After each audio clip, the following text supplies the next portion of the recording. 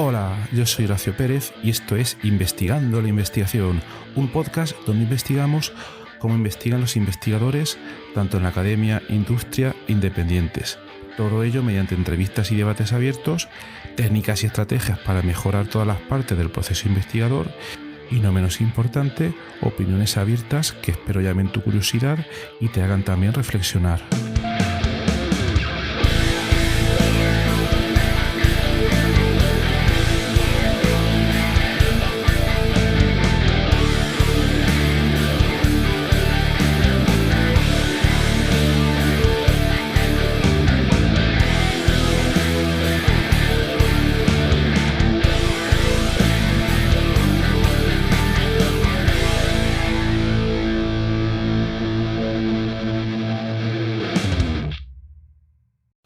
Hola, bienvenidos al podcast Investigando la Investigación, el podcast donde investigamos cómo investigan los investigadores y cómo mejorar todos vuestros procesos en investigación.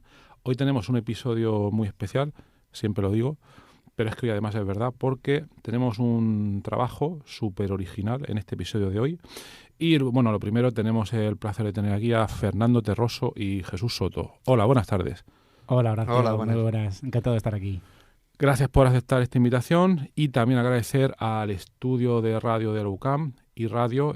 Muchas gracias por permitirnos usar vuestras instalaciones para poder grabar este episodio. Ya lo hicimos también en un episodio anterior. Y bueno, es que es un trabajo que además de ser interesante se ha desarrollado aquí en la UCAM. Por ello el motivo también pues, de haber grabado aquí este episodio. Entonces, hoy vamos a hablar de reggaetón. Claro que sí. ¿No? Entre otras cosas. Entre otras cosas, ¿no? Porque hay gente... Ahora no es reggaetón, ¿eh? Estás desfasado, ¿eh? Es verdad. O sea, ahora no es reggaetón. He quedado como viejo. Sí, exacto. Que lo soy, ya. El reggaetón es un clásico. Es verdad, es un clásico. Pues entonces, esto es importante. No sé qué es lo que se estila, ¿no? Porque hay gente que me para por ahí y dice, es un coñazo lo de la computación cuántica y tal. Entonces hoy es un episodio además preparado para gente que ya no podéis poner excusas. Bien, pues vamos a hablar un poco de música. Vamos a hablar de un trabajo que han hecho aquí estos compañeros. Hay otro compañero que no está, porque no está físicamente. Un saludo para Andrés Muñoz. Un saludo. Que está en la Universidad de Cádiz y que además es de Yecla, pero bueno. Y vamos a por el episodio. Entonces, estos señores han publicado un paper muy, muy interesante, que la traducción del título sería Evolución de tendencias musicales globales, una aproximación exploratoria y predictiva basada en datos de Spotify. O sea, Eso es. Una pasada de títulos, ¿no? Muy corto. Muy corto. Quisimos que ser breves. Muy corto, pero bueno. Antes de explicarlo, por favor, si os podéis presentar brevemente quiénes sois, de dónde venís, por qué estáis aquí, todo ese tipo de cosas. Adelante. Bueno, pues yo soy Fernando Terroso Sáenz, soy profesor del grado de informática aquí en la UCAM y soy doctor en informática desde 2013. Y bueno, mi investigación ha girado sobre todo en todo lo que tiene que ver con desarrollo de sistemas inteligentes, múltiples entornos, pero principalmente centrado en entornos urbanos, ¿vale? Ahí, pues bueno, he tocado varias teclas, pero temas con respecto a temas de desarrollo de sistemas inteligentes para vehículos, sistemas inteligentes directamente para smart cities. Y recientemente, desde los últimos tal vez 7, 8 años, me he centrado más en lo que es el análisis de la movilidad humana, es decir, desarrollo de sistemas inteligentes mediante el uso de técnicas de machine learning, de deep learning, que permiten, por así decirlo, predecir cuáles van a ser los flujos de una población, donde una población puede ser a nivel de una determinada ciudad o incluso de una nación entera, en los próximos días, en las próximas semanas. Porque al final, bueno, un poco por resumir, el predecir cómo se va a mover la gente en un determinado periodo de tiempo puede ser muy útil. Por ejemplo, lo hemos visto en las últimas pandemias, en la pandemia del COVID, pues para poder hacer otro tipo de predicciones o para mejorar determinados servicios de transporte público, ¿no? Y eso es un poco, muy líneas generales, mi línea de investigación. Genial. Además, has dicho cómo se van a mover, y nunca mejor dicho, por el trabajo que tenemos hoy. Claro, hoy exacto, aquí, ¿no? exacto. El cómo se van a mover, pues lo comentaremos ahora. Vale. Muy bien, gracias, Fernando. Nada. Y tenemos a Jesús Soto. Bueno, soy Jesús Soto, también soy profesor aquí de la Universidad Católica y doy clases en el departamento de informática, aparte de otras asignaturas en otros departamentos. Pero particularmente estoy directamente relacionado con el departamento de informática. Mi área de investigación, soy doctor desde hace ya más años, no hace falta decirlo. Mi área de investigación, sobre todo, es data mining, o sea, la clasificación. Aunque últimamente estoy enfocando más, porque me lo pide también el trabajo y lo que es dentro de la matemática aplicada. Intento dar apoyo a las investigaciones de mis compañeros en base a los desarrollos matemáticos que ellos necesiten hacer. Y en este caso, por ejemplo, el estudio de series temporales. Entonces, apoyo y doy un poco de ayuda en esos campos, como es en concreto. Perfecto, perfecto. Entonces, si os parece, vamos a empezar, si puede ser, para el público que está escuchando esto, estarán preguntando, han dicho reggaetón, series temporales, machine learning, ¿esto qué coño es? Vamos, si podéis dar un breve resumen para neófitos de qué trata el trabajo.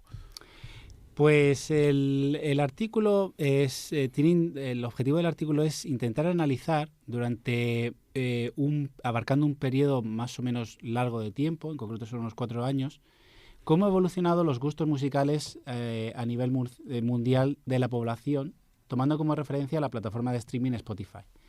Entonces, la idea que teníamos era, realmente la gente a nivel mundial escucha siempre el mismo tipo de música o va evolucionando a lo largo de los años, incluso dentro de un mismo año natural, va cambiando. A lo mejor la gente escucha diferente tipo de música en verano que en Navidad.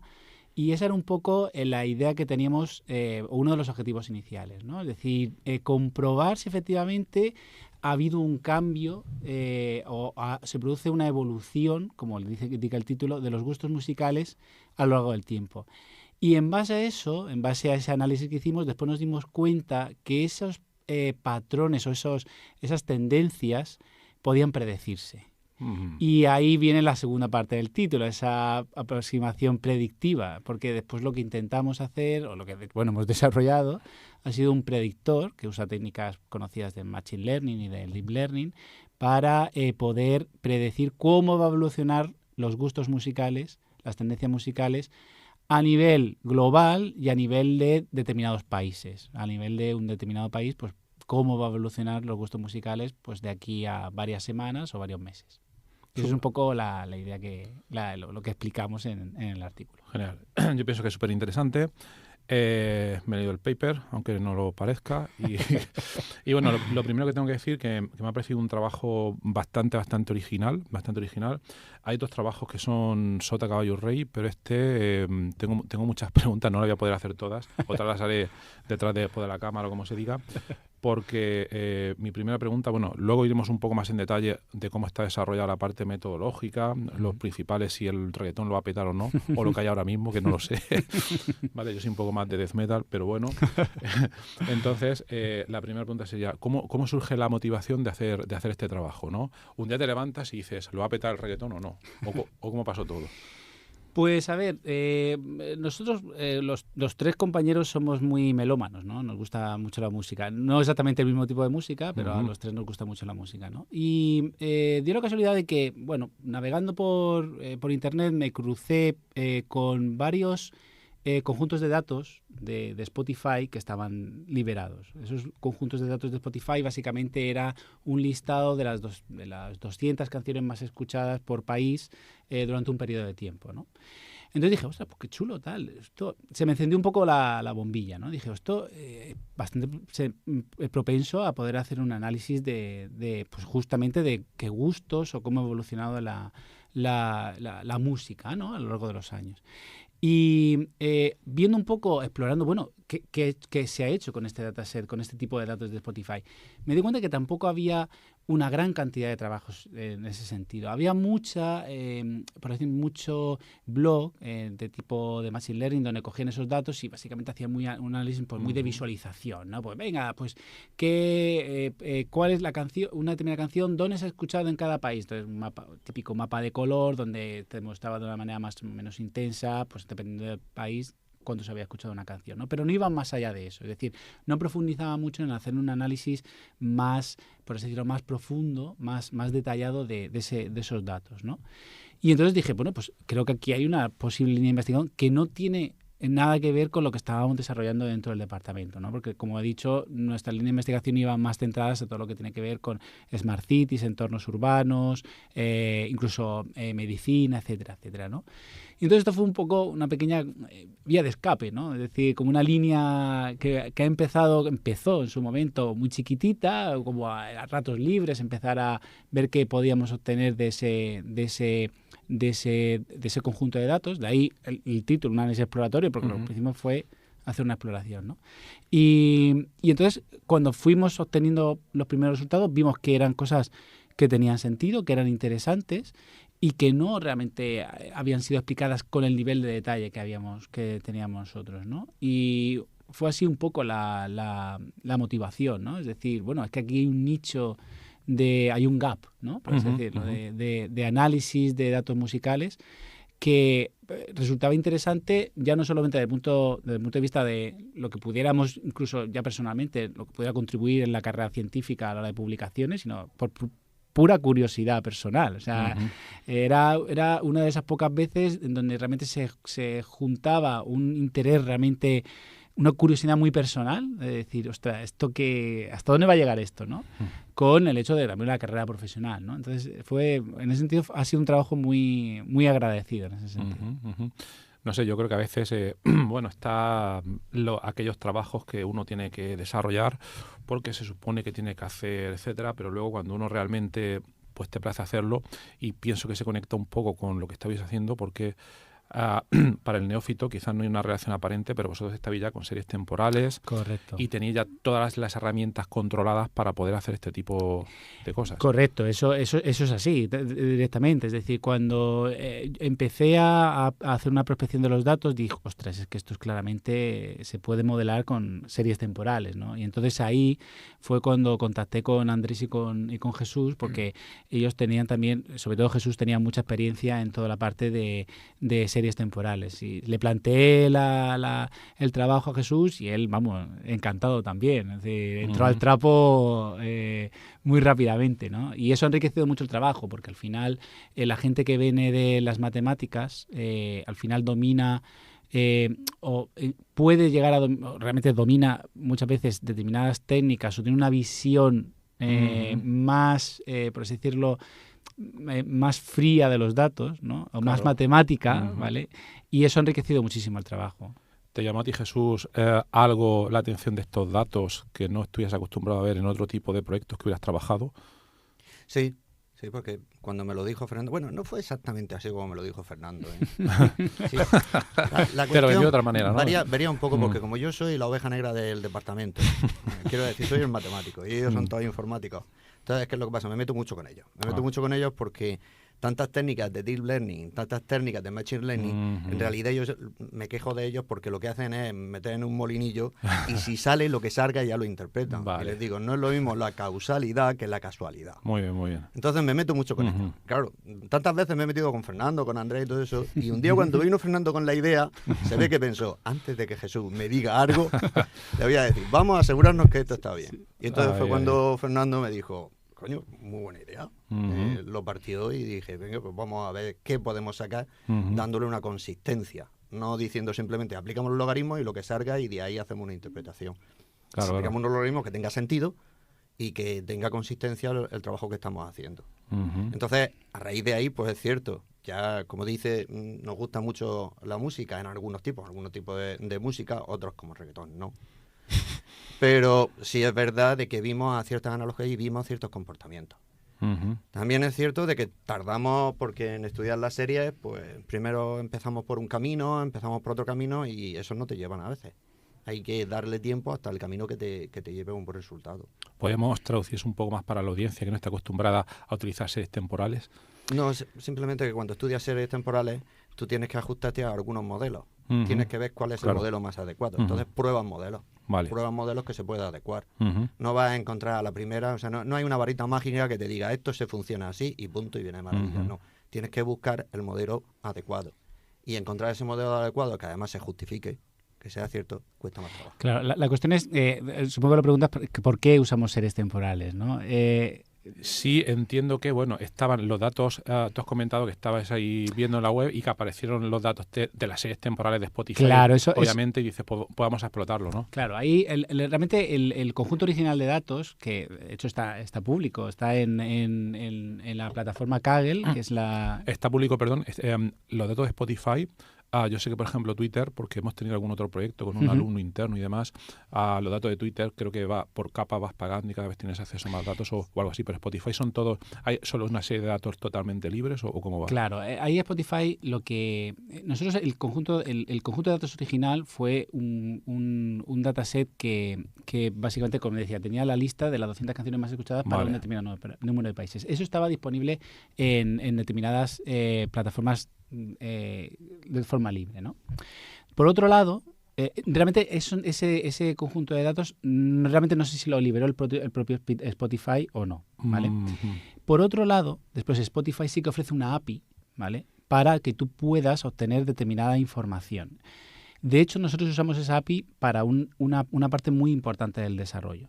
Y es que, claro, nosotros necesitábamos, con esa lista de las 200 canciones más escuchadas, claro, no teníamos realmente datos cuantitativos. Teníamos listado de canciones, pero con eso no podíamos realmente aplicar un análisis matemático. Necesitábamos, por así decirlo, caracterizar las canciones con algún tipo de atributo para después ver cómo esos atributos de forma global han ido evolucionando a lo largo del tiempo, ¿vale? Entonces, ¿qué es lo que hicimos?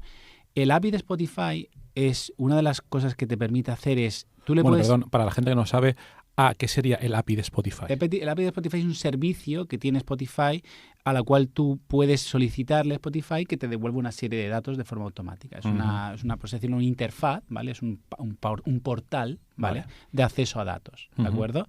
Ese portal de acceso a datos, como tú me has dicho, también está estratificado como en Twitter, ¿vale? En función de, creo que si tienes una cuenta gratuita o una cuenta de pago, puedes hacer más o menos consultas, ¿de acuerdo? Entonces, lo que hicimos fue acceder a ese portal, porque una de las funcionalidades que tiene ese portal de Spotify es, tú le puedes decir, oye, esta determinada canción, que evidentemente tiene que tener registrada Spotify dentro de su catálogo, claro. Dime, por así decirlo, qué características tiene esta canción. ¿A qué se refiere esas características? Bueno, ahí te devuelve una serie de atributos asociados a esa canción.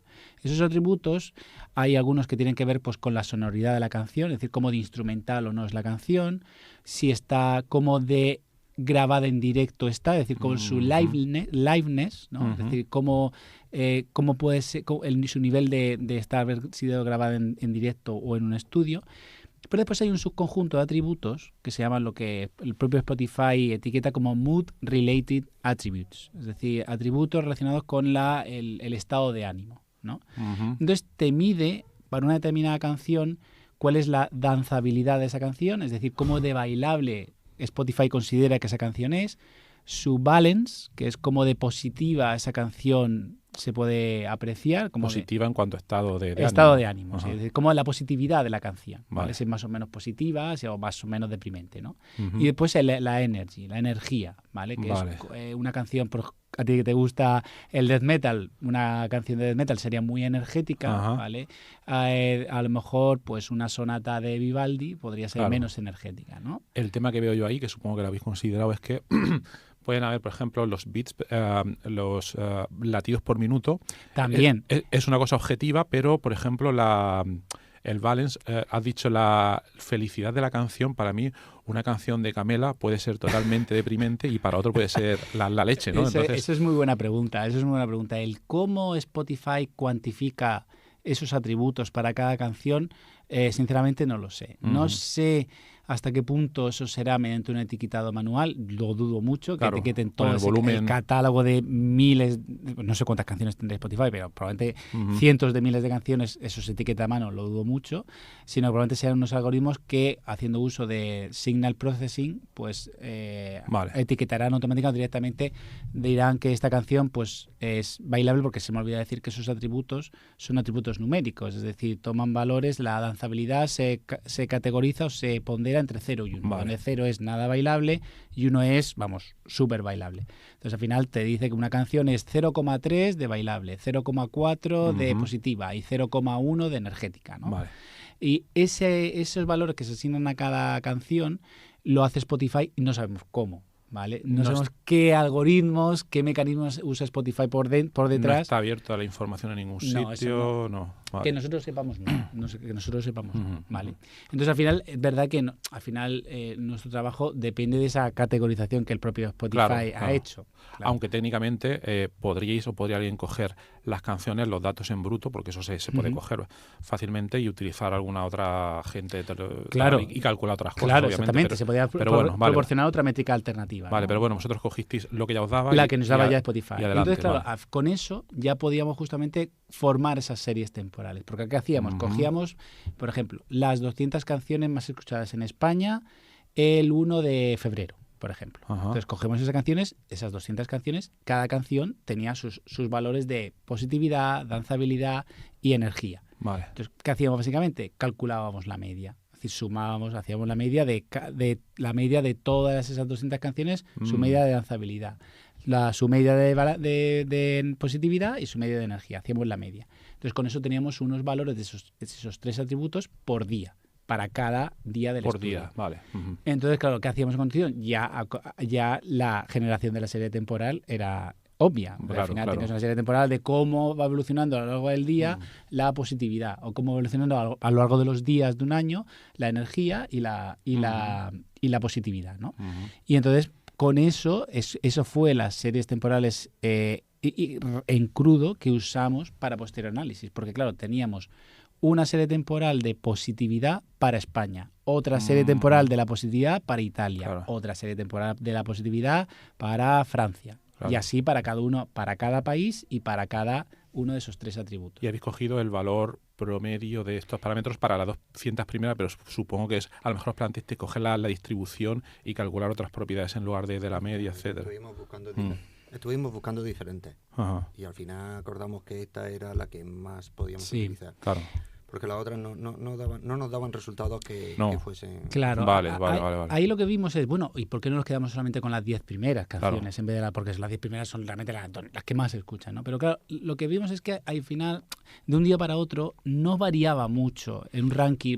Puedes cambiar a lo mejor que la canción número 1, pues a lo mejor pase a la 2, ¿no? A la posición 2, al ranking, a la posición 2 al día siguiente, ¿no? Y así sucesivamente. Entonces, en las primeras posiciones no había mucha variabilidad, donde realmente llegan normalmente las nuevas canciones a incorporarse es a partir del ranking 100 para abajo. Entonces, claro, eso es lo que nos permitía tener una mayor variabilidad en los datos, porque si nos quedábamos centrados en las 10 primeras canciones, vemos que realmente la evolución de las series temporales se quedaba muy estancada, ¿no? Entonces, considerando ese grupo de 200 canciones, por así decirlo, tenemos una visión un poco más amplia, de cómo iba cambiando esos parámetros a lo largo de los días. Y se supone que los datos son las canciones más descargadas o más oídas o lo que sea. Más escuchadas. Es un dato objetivo. No es que, por ejemplo, los 40 principales funcionan como funcionan, ¿no? Claro. Pero aquí se supone... Spotify, lo que te dice Spotify. Es lo que te dice Spotify, que te lo tienes que creer. Pero claro, si llega un agente con pasta y meten campañas de publicidad por todo el mundo, influirán en esas... Eso es muy buena pregunta. El propio Spotify te dice, en ese ranking, te dice el número de streams, ¿vale? De escuchas que ha tenido cada canción. En principio, evidentemente Spotify se puede inventar el número de streams. Claro, ahí ya entramos en juego en cómo de fiable, ¿no? Es el propio Spotify. También es cierto que dudo mucho de que a Spotify le interese realmente hacer Claro, ellos ya tienen el pescado vendido. Claro, exactamente. Entonces, lo que sí que puede hacer, efectivamente, los usuarios de Spotify son influenciables por cualquier campaña de marketing que se lance en Internet. Incluso el propio Spotify creo que firma acuerdos con determinadas discográficas o con determinadas incluso instituciones para fomentar determinado tipo de canciones, ¿no? Entonces, pues, bueno, eso puede meter que en tu lista de sugerencias de la semana pues te aparezca determinadas canciones que se quieren promocionar. Pero más allá de eso, tú después eres libre de escucharla más o menos de todas formas, veces, ¿no? Esos serían los outliers. Claro. La media corrige. Vale, pues tomáis la media para que no ocurran esas cosas. Vale. Porque podría haber dicho que tomamos el máximo o el mínimo. Claro. Entonces, ¿qué hay? Pues un valor promedio. Y además será una media, supongo que lo habréis estudiado, no lo sé, la media, digamos, tendrá en cuenta, normalmente las 200 canciones más escuchadas serán música comercial, obviamente, pero bueno, son las que escucha Las que la salen en mayoría. Spotify. Claro, vale. Ahí estamos ahí haciendo un poco de spoiler, pero justamente una de las líneas de investigación que estamos desarrollando en este campo es justamente analizar por así decirlo, analizar el comportamiento de las canciones que no son o que han llegado a esa lista de éxitos, que se han convertido en éxitos y que no vienen motivadas por campañas de promoción. Wow, eso ¿vale? es súper interesante. Es decir, canciones, ahí estamos haciendo un poco de spoiler. Eso es lo que aquí... Pero, sí. de hecho, no develamos nada porque es un artículo que está ahora mismo bajo revisión, pero que justamente intentamos analizar esas canciones que surgen muchas veces de la nada y se convierten en un éxito, que no vienen por detrás de una gran discográfica ni tienen detrás de un gran cantante de una banda, y que a lo mejor surge en un país, ¿vale? Yo qué sé, en Argentina o en Brasil, surge como un éxito local de un cantante que solamente conocen allí, pero de repente ¡pum!, empieza a propagarse a los países de Sudamérica, después dar salto a Europa a través de España o de Portugal, y después se empieza a propagar a nivel mundial, ¿no? Entonces, lo que estamos analizando es justamente ver qué patrones siguen esas canciones, esos local hits que se convierten en worldwide hits, porque al final ese tipo de canciones que van dando saltos de un país a otro, se puede pensar que son como viajeros, ¿no? Que viajan de un país a otro. Claro, teniendo en cuenta la experiencia que llevábamos Jesús, Andrés y yo analizar la movilidad, claro, nos ha venido como anillo al dedo, porque hemos podido aplicar todo el know-how que teníamos para modelar, para obtener métricas, para predecir movilidad humana, lo estamos aplicando para modelar movilidad de canciones. De hecho, del artículo tiene como título Music Mobility Patterns. Qué bueno, pero bueno, de momento que la gente espere, ¿no? Ahí lo dejamos para otro episodio. Suspense, genial. Entonces, cogéis los datos en crudo de Spotify, hacéis el estudio para ver cuál es la mejor manera de representarlos. Con esos atributos, en el paper ponéis danzabilidad, valencia y energía, básicamente. ¿Y qué es lo que hacéis a continuación? ¿Tenéis un modelo de machine learning o qué es lo que hacéis? Bueno, lo primero que hicimos, una vez que teníamos caracterizado cada país con sus 3 series temporales, una por atributo, lo que hicimos fue hacer un clustering de países midiendo la similaridad que tenían sus series temporales. Vale, para agrupar países de tal forma que los países dentro de un mismo grupo tuvieran una evolución similar en sus tendencias musicales. Claro. Eso lo hicimos considerando también el impacto que tenía que ha tenido la pandemia en el COVID, porque una de las cosas que hemos visto ha sido justamente el impacto que ha tenido el COVID-19 en las tendencias musicales a nivel global. Entonces hicimos ese clustering usando las series temporales que se generaban antes de marzo de 2020 y otro clustering usando las series temporales que se generaron a partir de marzo de 2020 para ver si el COVID había provocado, por decirlo, un cambio en esa agrupación de países, ¿vale? Y entonces, bueno, ahí usamos, para la hora de hacer ese clustering, usamos técnicas que Jesús pues definió. Y bueno, si quiere dar un poquito más de detalles con respecto a los algoritmos que Fuzzy usamos. clustering, todas estas Utilizamos cosas. algoritmos de clasificación. Vale. Dejémoslo ahí. Entonces, es que si no, entramos en demasiado Sí. algoritmos de Vale. clasificación que estuvimos utilizando para las series temporales. Bueno, comentar solo una cosa. Los que encontréis esto interesante, que espero que seáis todos y todas, en la nota del programa tendréis el enlace al artículo para el que lo quiera leer, y para hacerle preguntas ahí tendréis su dato de contacto. Avasalladlos.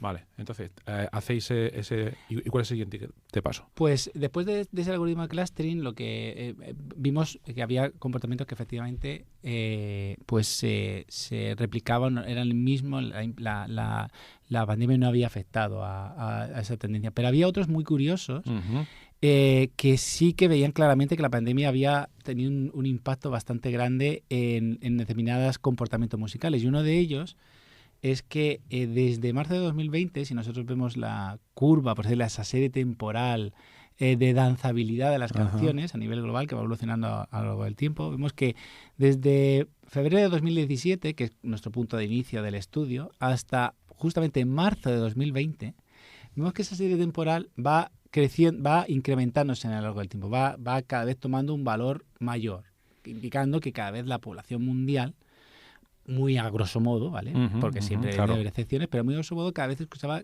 música cada vez más bailable, ¿no? Vale. Pero ¿qué pasa? A partir de marzo de 2020 la curva cambia y empieza a decrecer. Y se ve que la tendencia a nivel global es a ir escuchando canciones cada vez menos bailables. Vale. O por lo menos que las canciones más populares en cada país cada vez tenían una danzabilidad menor. Nosotros en el artículo tomamos como hipótesis de que la pandemia tuvo, entre otros efectos, el cierre de muchísimos locales nocturnos. Y eso probablemente expuso a la población a menos música dance y menos música disco, ¿no? Y eso, claro, si estás menos expuesto a ese tipo de música, después la vas a escuchar menos, ¿no? Y también, evidentemente, pues, puede tener su impacto también, pero eso, bueno, eso a lo mejor es un estudio más sociológico, pero también puede tener a lo mejor un estudio puede reflejar algún tipo de cambio en el estado de ánimo de la población. Es decir, si tienes a lo mejor algún tipo de comportamiento un poco más triste o un poco más apagado, pues a lo mejor no estás muy predispuesto a escuchar música dance, o no, ¿vale? Pero bueno, abre una puerta a hacer un análisis de ese tipo que nosotros evidentemente planteamos la hipótesis, pero evidentemente no entramos en ese campo porque no es el nuestro, en parte de la parte de la sociología. Claro. Entonces, bueno, después de justamente hacer ese análisis de ese clustering, ¿vale? De esa agrupación de países en función de sus características, lo siguiente fue, bueno, si hemos conseguido categorizar los países en grupos, ¿vale? Había un grupo, básicamente eran los países del norte de Europa, Estados Unidos, Australia, pues, porque son países, por ejemplo, son países donde se domina mucho el inglés, ¿no? Entonces, claro, al final el tipo de música, el idioma es un factor que tiene mucho impacto a la hora de que te guste o de agregar los países, ¿no? Pero España, por ejemplo, estaba en un grupo junto con los países de Sudamérica, por ejemplo, porque también tenemos mucha similitud en ese sentido, ¿no?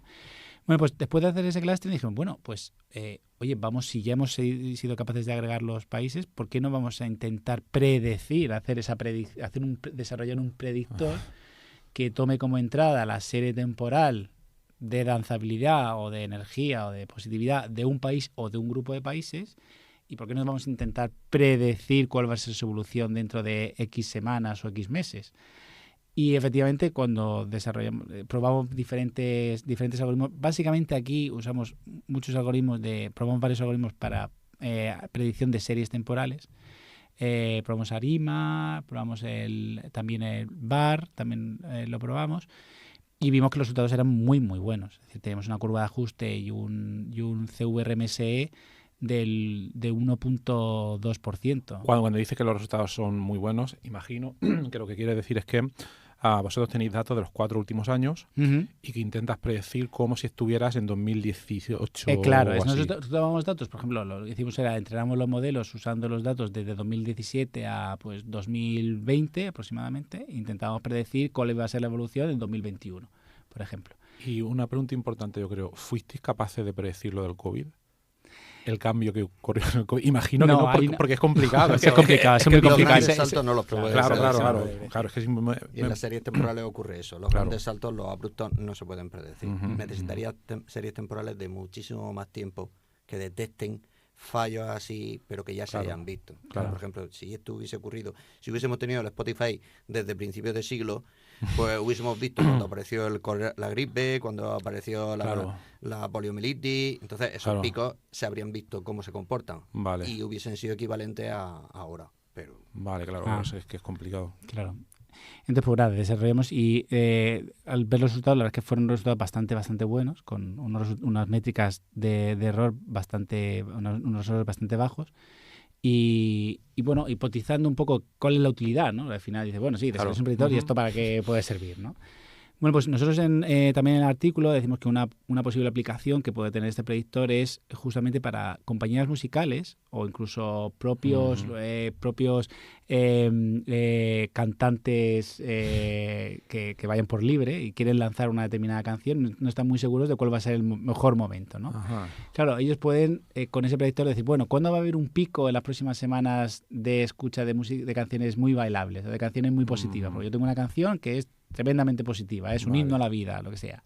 ¿vale? ¿Es mejor lanzarla ahora mismo o me espero un par de semanas? Porque sé que por la curva que está viendo de evolución de la positividad en próximas semanas, la gente va a estar más propensa a escuchar canciones un poquito más positivas. Claro. Entonces eso puede servir para ayudar a la planificación de lanzamiento de canciones, para lanzarlas en el mejor momento.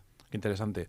Eso imagino que está relacionado también con porque una cosa, cuando tú eres capaz de predecir esas variaciones de ánimo y de energía y de todas estas cosas, si la influencia es instantánea, cuando tú dices, vale, la predicción dice que dentro de 2 meses la energía, va a haber un incremento grande de energía porque venga el verano, el invierno, que a lo mejor ahora comentéis sobre eso, ¿no?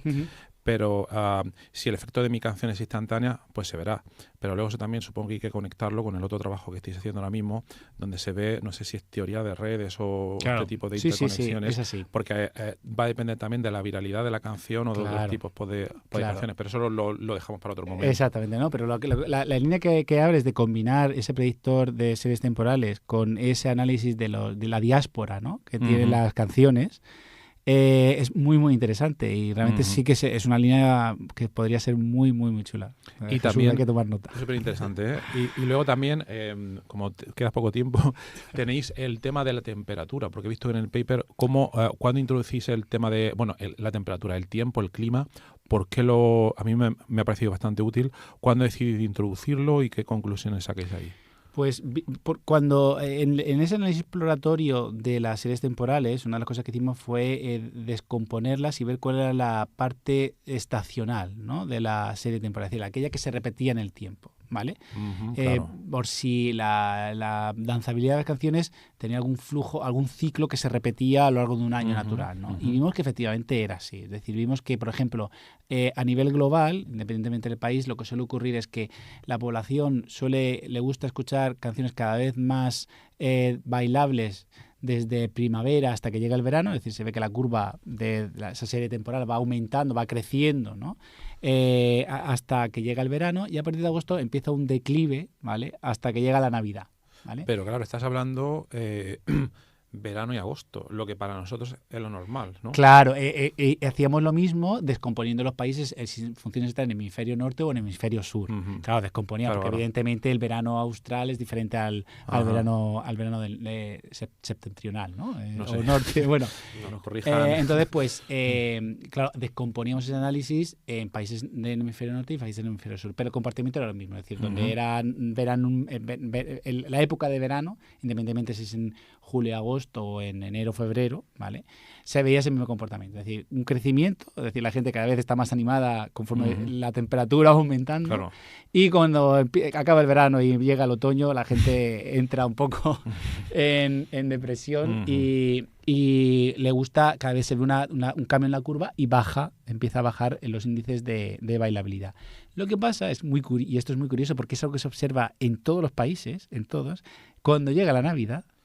Es muy curioso porque hay una caída tremenda de la bailabilidad, pero una caída de la energía y un aumento tremendo de la positividad. Vale. Y dijo, claro, ¿qué canciones son poco bailables? No tienen tampoco mucha energía, pero son muy positivas. Los villancicos. Claro. Y las típicas canciones navideñas. Y efectivamente, de hecho, a raíz de uno de los comentarios del revisor, dicen, oye, esto tenéis que demostrármelo, es decir, darme ejemplo de que efectivamente a finales de diciembre y enero ocurren estos picos, y la causa de estos picos que te he comentado, ¿no? Y analizando el ranking de canciones, vemos que en todos los países, pues, canciones tipiquísimas, la típica canción de María Carey, villancicos clásicos, todos ocupan directamente esa lista de 200 canciones, que provoca esa anomalía en las series temporales. Tú ves la serie temporal y tiene una curva más o menos pues constante del tiempo, llega la Navidad y ocurren esos picos que te he comentado. Y después desaparece. Después vuelve otra vez un poco a seguir la tendencia que tenía antes, ¿no? Pero es curioso que en la Navidad altera el comportamiento musical en todos los países. Y esos picos no son tan grandes como el tema de la pandemia, imagino. Son un poco más pequeños. Son un poco más pequeños. Y no sé si cuando vosotros entrenáis con los datos son 4 años en total, ¿no? Sí. Cuando entrenáis con los 2 primeros años, cuando ya intentéis predecir el tercero, ¿se puede venir ya el pico de Navidad? ¿Se puede intentar predecir? ¿O es un poco ya demasiado Hay grande? ya demasiado. Es decir, cuando llegamos ya, lo máximo que hemos llegado con una predicción más o menos fiable, llega hasta 2 meses de horizonte temporal. ¿No? Vale. Entonces, claro, más allá de eso ya la predicción decae bastante. Claro, La cura sí de la predicción baja bastante. Vale, pues ¿y qué otra conclusión así más inesperada habéis obtenido? Porque leyendo el paper había un tema muy interesante, una cosa que me ha llamado la atención, lo del aeropuerto en Finlandia y todas estas cosas. ¿Cómo es eso? ¿Era algo que os esperabais o que no? También tenéis outliers, porque he entendido algo de un efecto de temperatura en el aeropuerto. ¿Podéis comentar un poco sobre eso o no lo he entendido bien? El aeropuerto de Finlandia, pues ahí no caigo. Hombre, realmente ahí de la parte que más nos ha sorprendido del artículo es que hemos visto que la reacción o la alteración de los patrones musicales a raíz de la pandemia ha variado mucho en función de los países. Es decir, no todos los países han cambiado, todos los países se ha visto afectado por el COVID sus tendencias musicales, ¿vale? Más allá de ese decremento en la bailabilidad, ¿vale? Pero cada país es verdad que reaccionaba de forma diferente en función de cómo aumentaban los números de casos diarios de COVID. Vale. En algunos países más número de casos implicaba que había una mayor propensión a escuchar canciones más positivas. Y en otros un aumento de casos provocaba que hubiera justamente un decremento de esa característica. Entonces, eso sí que nos ha sorprendido porque pensábamos que al final pues todos los países más o menos, toda la población iba a actuar de una forma parecida en ese sentido. Y no es así. O sea, ha habido países que en función de cómo evolucionaba el COVID, esas características que hemos hablado variaban de forma diferente. Tenía una correlación más positiva o más negativa con respecto al número de casos. ¿Y qué ha sido, Jesús, desde el punto de vista matemático, lo más sorprendente o llamativo de este proyecto? Algo que no te esperases. Bueno, el cómo pasar las canciones, cómo pasar los datos de las canciones a unas series temporales que pudiésemos trabajar con ellas. Claro. Porque cuando me lo planteó Fernando, digo, bueno, pero ¿qué me estás diciendo? Una canción, tú puedes coger el sonido, intentar descomponerlo, intentar hacer eso, pero ¿cómo vamos a pasar eso a series temporales? Y fue cuando ya me estuvo explicando, porque el verdadero alma mater del trabajo es Fernando, el que lo tiene bien asumido. Los demás siempre, o por lo menos yo, siempre voy aportando lo que sería la parte, intentar darle apoyo a lo que es la parte matemática para hacer el clustering, para hacer todo el trabajo y cómo mejor enfocarlo. Pues yo siempre le digo, yo trato los datos asépticos. Los datos son números. Claro. Entonces porque una cosa que no quiero es que me condicione lo que me gustaría obtener de lo que dan los datos, que ese es el problema del investigador. Entonces yo trabajo con los datos de manera aséptica. Correcto. O sea, opero con los datos, no sé en cierto modo qué son, y lo que hago es operar con ellos y obtener algo. Ese algo se lo presento a Fernando, lo hablamos con Andrés y intentamos ver si tiene cabida, si tiene una explicabilidad. De esa manera yo nunca condiciono los datos, porque como tú trabajes con los datos puedes condicionarlos. Ese es un problema. Eso es importante. Esa explicabilidad, ¿a qué te refieres? ¿A que luego formuláis, obtener esos datos en crudo? Lo que estaba comentando antes Fernando es lo que llegamos a la conclusión cuando vemos los datos. Pero tú puedes ir predispuesto a esa conclusión. A ver lo que buscas, etcétera. Claro. Entonces, los datos puedes obtenerlos, y quererlo asociar a tu predisposición. Totalmente. Y antes has hablado al principio de causalidad. Claro, es que hay una diferencia de que tú le metas el algoritmo de algo y tú automáticamente digas esto se comporta así. Claro. No tiene por qué. El algoritmo puede dar porque, como he dicho muchas veces, los datos matemáticos tú los computas y sale un número. Ese número no quiere decir que haya una correlación. Totalmente. Por mucho que tú le apliques una fórmula para correlación. Y entiendo que nos gustan los modelos de caja negra. Bueno, aquí tomate, aquí melones. Hombre, a ver, ahí yo creo que al final los modelos de caja negra, entiendo que se puede hablar de deep learning, ¿no? Por ejemplo. Hombre, yo creo que también depende de para qué lo vas a querer, ¿no? Es decir, dependiendo del contexto, pues, por ejemplo, en este en particular, bueno, a lo mejor no te interesa saber muy bien por qué o puede ser que sí, ¿no? Pero al final de la aplicación puede ser que no te interese saber por qué es mejor lanzar la canción dentro de 2 semanas o no, o puede ser que sí, ¿no? Entonces, yo creo que en otros entornos como el médico, evidentemente sí que se requiere un poco de explicabilidad, ¿no? De los datos. Yo creo que en ese sentido es verdad que hay mucho esfuerzo por parte de la comunidad a la hora de intentar esos modelos, ¿vale? Intentar dar algún tipo de explicabilidad, ¿no? Pero yo particularmente no veo como un inconveniente los modelos de caja negra en función, todo depende del dominio de aplicación, claro, ¿no? Claro. Yo creo que en algunos casos sí y en otros casos no. Claro. No. Pues muy interesante. Va quedando poco tiempo, yo tengo aquí muchas preguntas. De las que me quedan, supongo, no sé si podéis hacer spoiler o no, pero claro, aquí habéis obtenido unas conclusiones bastante interesantes que se han centrado, que no es decir poco, ¿no?, en el tema de Spotify, tendencias globales, etcétera, etcétera. ¿Qué futuras vías que se puedan comentar, obviamente, que se puedan comentar, diríais, ¿no? Yo si tuviera que hacer esto, diría, a ver, habéis trabajado Spotify, ¿por qué no trabajar otras plataformas? A lo mejor me iría a otras plataformas de streaming, HBO, Netflix y cosas de estas, pero claro, es mucho más complicado porque simplificar una canción en 3 descriptores puede ser más o menos fácil. Simplificar una serie de televisión en una serie de televisión, es que soy antiguo, ¿no? Se podría. Se podría. La cuestión es, ¿te lo permiten? O sea, la cuestión es, ¿te dan acceso a esos datos? Spotify da acceso. Claro. Pero Vale. te dan acceso. Bueno, Claro. Spotify da acceso a los datos porque tú te puedes cargar las canciones y postprocesarlas, lo que te da acceso es a sus descriptores, Claro, o como lo llames. A eso me refiero. Pero claro. tú podrías puedes tener acceso, tú pagas una suscripción a Netflix, lo que sea, puedes descargarte la película y computar tus propios descriptores. No, pero lo que necesitas saber es lo que está viendo la gente. Ah, claro. Vale. Y eso... Que nosotros sabíamos lo que estaba escuchando la gente en Spotify, Vale. Claro. que es de donde teníamos los descriptores. Claro. Eso lo sabe Netflix, pero Claro. Netflix no sé si no lo va a pasar. Si no lo deja, encantado, probamos. Esos datos no existen. Netflix no tiene un API para estas cosas. O... Si se le ocurre, probablemente la pondrá, pero pagando. Es que esto es un Claro. negocio también. Claro, efectivamente, la información. La Estamos información, en la era de justo. la información. Exactamente. Entonces pagas por la información. Netflix seguro, vamos.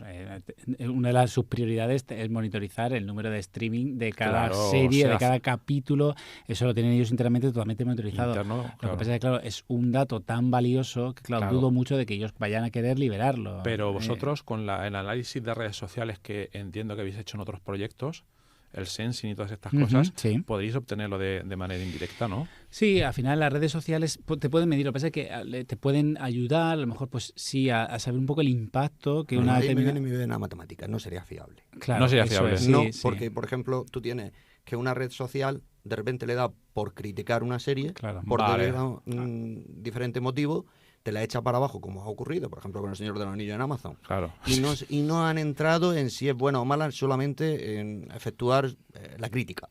Vale. Por lo cual no serviría, estaría viciado. Sería Claro. información viciada. Pero a lo mejor esa información no sirve. Yo soy un ignorante para empezar y hablo totalmente del desconocimiento, pero imagino, no sé si lo habéis planteado, con los avances que hay ahora mismo en los modelos de lenguaje y en todas estas cosas que cada vez son más capaces de extraer el grano de la paja, no sé si las técnicas de procesamiento del lenguaje natural serán capaces de decir, no, esto es paja, esto es haters. Eso es otro artículo. Claro. Ah, vale.